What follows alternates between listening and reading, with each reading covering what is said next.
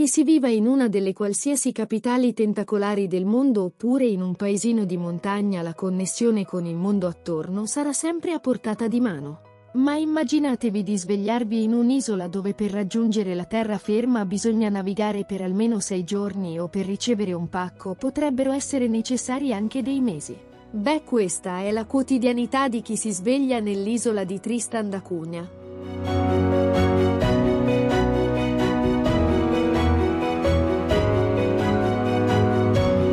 Si trova qui, nell'Oceano Atlantico meridionale, il centro abitato più isolato del mondo.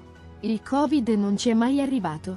Ci vivono solo 240 persone e l'unico modo per andare o lasciare l'isola è in nave, se va bene però una sola volta al mese. Scopriamo che razza di posto è Tristan da Cunha e come si vive isolati dal mondo. Andiamo sull'isola. Notiamo subito un vulcano enorme, alto 2062 metri. Tristan da Cunha è un'isola di origine vulcanica nata in prossimità di un cosiddetto punto caldo. Il vulcano è attivo e ha eruttato l'ultima volta nel 1961. Gli abitanti furono evacuati, ma poi decisero quasi tutti di tornare sull'isola.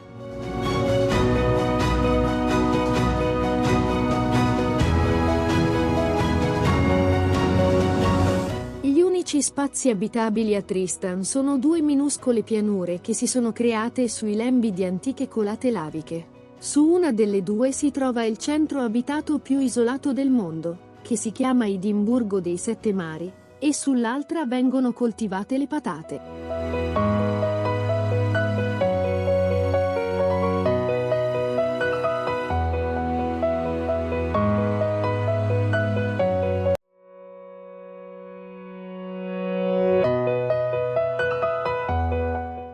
Ecco, le patate, insieme a pesce fresco, crostacei e carni rosse, costituiscono la cucina tradizionale dell'isola.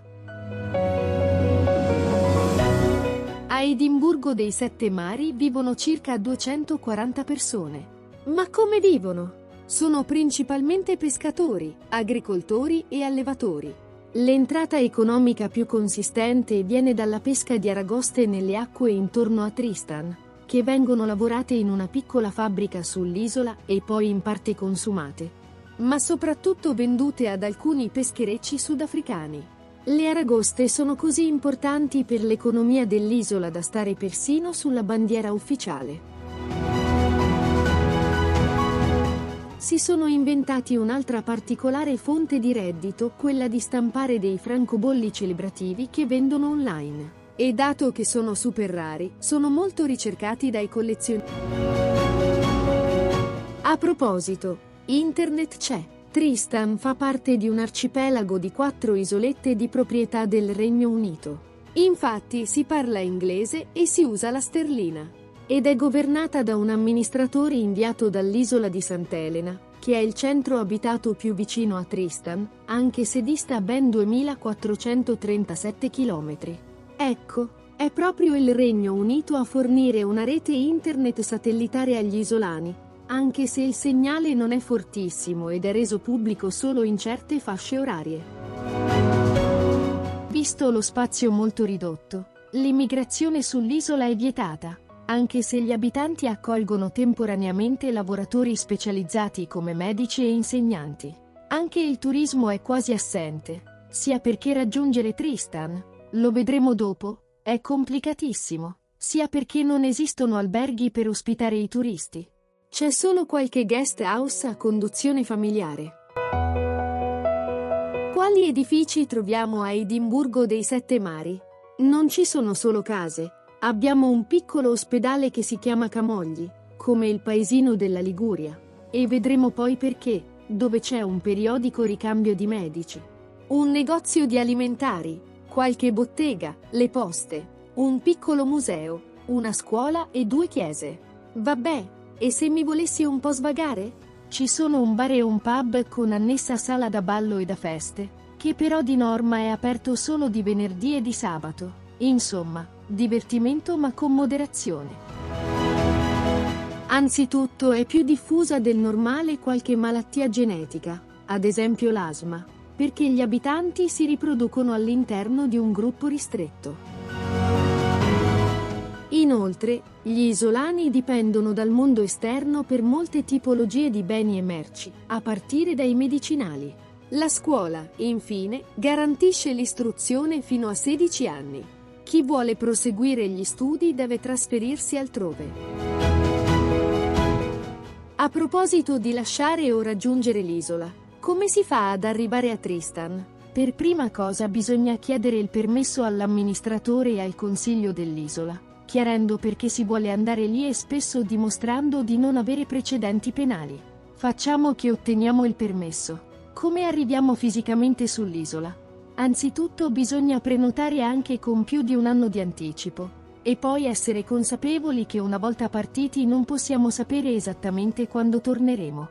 Per raggiungere Tristan, infatti, bisogna arrivare in aereo a Città del Capo, in Sudafrica, e poi ci si può spostare solo in nave, se tutto va bene e il mare non è troppo mosso.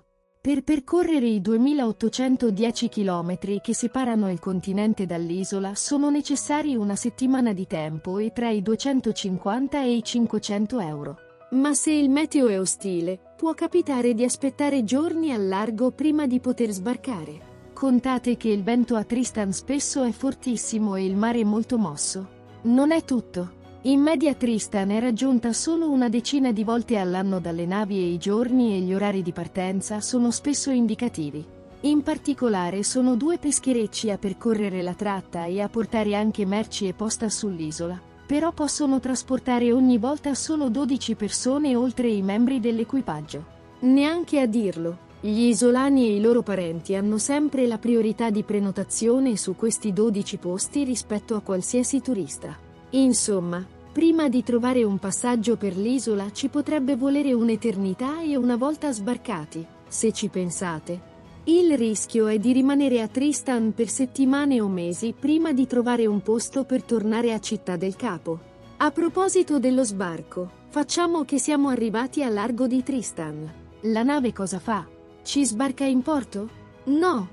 Il porticello di Edimburgo dei Sette Mari consente solo l'attracco di piccole imbarcazioni e perciò i pescherecci devono attendere in mare aperto sbarcando i passeggeri su barchette o su eventuali elicotteri, che però sono rarissimi. È possibile che delle persone abbiano deciso di vivere qui così isolate?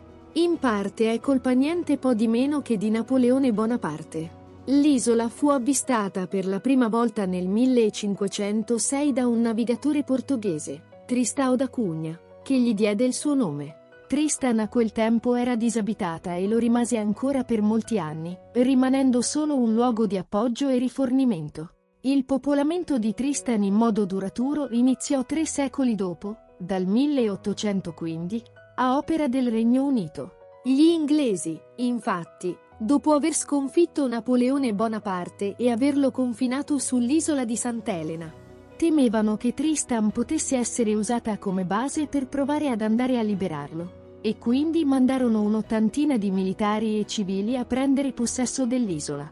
Quasi tutti tornarono poi in patria, ma 4 persone decisero di restare. William Glass, considerato il fondatore dell'insediamento, sua moglie e 2 scalpellini. Nel 1817 Glass e gli altri stabilirono una norma osservata ancora oggi. Tutti i profitti economici dell'isola dovevano essere divisi equamente tra tutti i residenti, una sorta di mini-utopia reale. Successivamente arrivarono altre persone e la popolazione iniziò a crescere. L'isola inoltre fu un approdo per vari naufraghi, fra cui 2 italiani, Andrea Repetto e Gaetano Lavarello, originari del paesino ligure di Camogli, che nel 1892 si stabilirono a Tristan dopo che la nave sulla quale viaggiavano era affondata. Nota di colore: ancora oggi un quarto dei 238 abitanti ufficiali di Tristan ha come cognome Repetto e Lavarello e Camogli ha finanziato la costruzione dell'ospedale dell'isola. Ecco perché si chiama Ospedale Camogli.